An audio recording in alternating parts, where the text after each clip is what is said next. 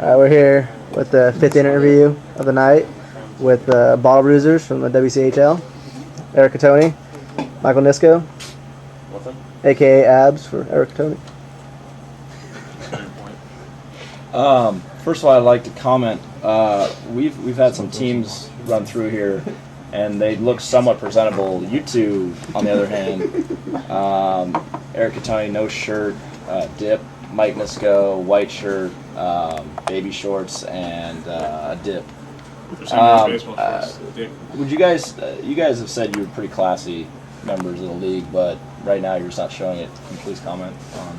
I'd like to jump in and answer this. Yeah, go ahead. Right. Go ahead I apologize first of all for my appearance. I'm actually just in pregame preparation right now. I'm about to jump in the shower and go to the training room for baseball game this evening. So you caught me kind of an awkward time, but thought it'd be important to get this interview in. So first of all, just let's get it on the table. Mike, just go please. Basically, same situation. I was just about to hop in the shower also, and so it's kind of funny that you asked that because we're down here in Louisiana. I thought we were supposed to play some baseball, and you kind of throw this interview there. So I'm trying to get my mind right. Well, hey, we appreciate you making the time. We appreciate making the time to interview. No, I like Absolutely. it. It's good. It's good.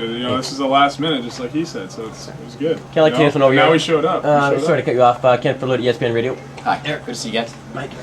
Hello. Hi, just listening to the last question. I just walked in the room and I just heard a lot of TOB. Can I get your views on TOB, please? TOB, what does that stand for, please? Transfer of blame. Transfer of And that's blame. what you were doing right now. So, You want to take can I get some? TOB on what? Let's see here. Showers. I can go on for. No, this interview will take too long if I tell you. So. I'm just curious. I don't really know what you're referring Let's see to. your so training I'd like to room, get an example. shower, getting ready for a game. This is an interview, please, and this is WCHL. All right, there's no excuses, no TOB. Can you Well, please? first of all, I don't appreciate your tone. I'd like to keep this interview professional. Did you shave? Did you shave? No, actually, I'm in the Oh. process of doing that, but I thought I'd make time for this interview, which I think is important for the league. It's important, get our faces out there. It's very important. But I also like to say I don't think we're transferring blame or putting blame on anyone. I think we're just giving a reason, a legit reason for our appearance. And if apologies in order, I apologize, but I don't think there's blame. All right, that's my apologies. Yeah. Eric, change the tone of the interview here.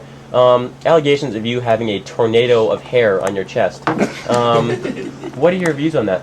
Well, it is a 24-hour job maintaining this tornado. I have been slacking lately because it's been a busy schedule, but I have a shaving scheduled shortly, and I will be taking care of that for the next hockey game. Thank you.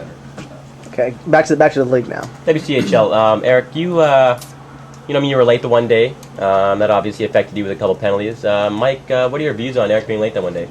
Has it affected your teammate? No, not at all. I mean, he's always going to be there. Has nothing but trust here. So we got a little late. A little flat tire. It's no big deal. It happens to anybody. So I don't hold it against them. Nothing personal. Flat tire. That's the story. Sticking to it. Now, Eric, there's been some allegations.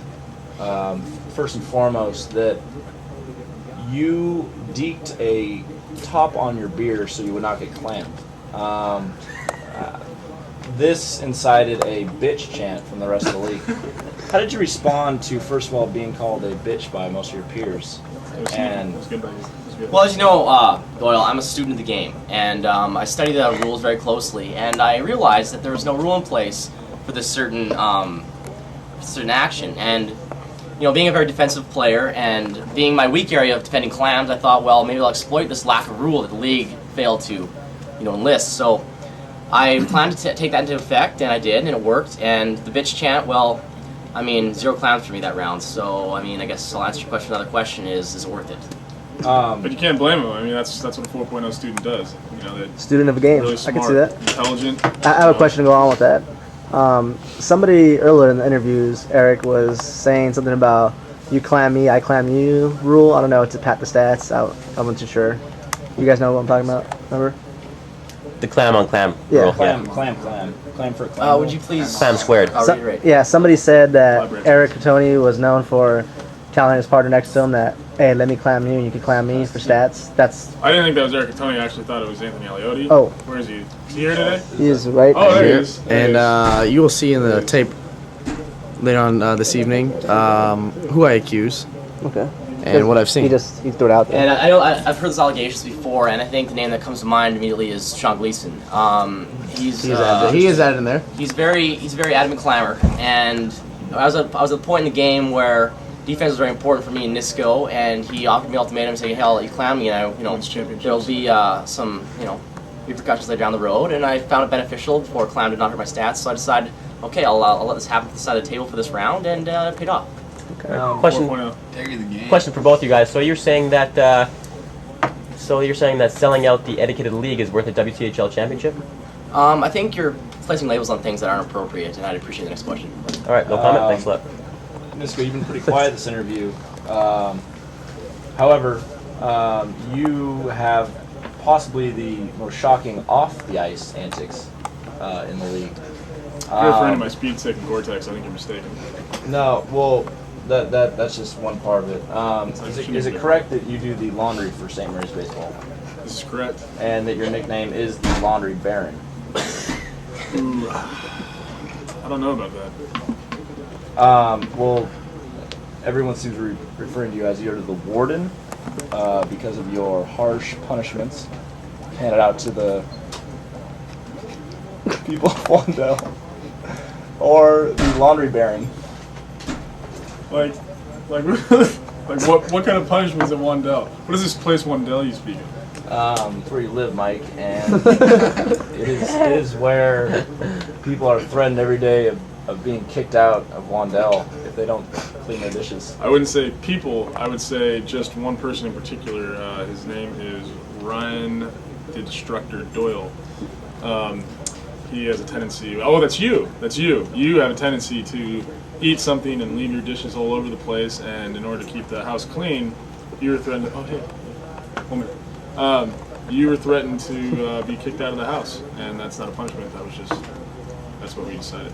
So don't blame you. Next question, Bullshit please. on The oh yeah, exactly. the Bottle Bruisers have been one of the more consistent teams in the league, throwing up scores of 22, 18, and 20, respectively. However, you guys are in 4th place, about mid-range in the league. Can you explain, first of all, your consistency, and second of all, what's going to get you over that hump of the 20-point range per week when more of the elite teams are getting in the 30s? Yes, absolutely, Ron. I believe as goal scorers, we're consistent, and we've been consistent since the beginning.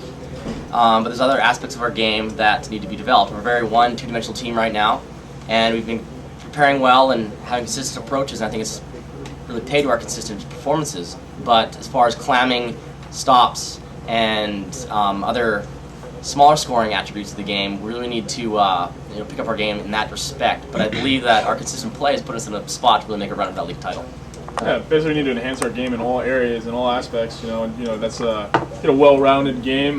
We like to try to get points in every category. I feel that if we can just kind of be the best in every category right now, then we're gonna win. And consistency pays off because it's the team that's the most consistent. It's a marathon, right? Not a sprint. Yeah, Okay. yeah, exactly. Well, that was beautiful.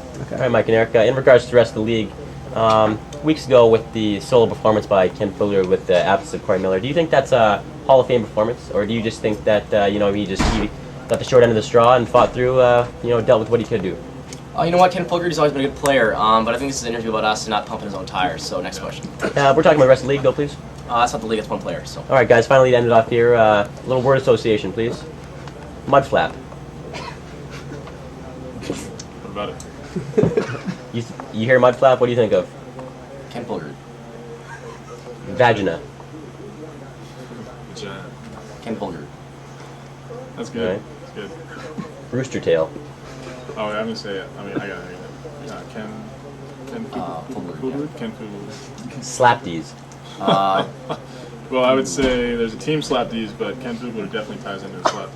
Okay. Baby D. Doyle. Ryan Doyle. Black. JP. Yes. Tony Selden. Not at all. Gore-Tex. Mike Nisco. Hat on belt. Kenneth Fulgerud. Fugler. Cantina. I'd say margaritas. Bernie Nisco. Most beautiful woman in the world. Saint. Saint. Wandell. Jed Soto.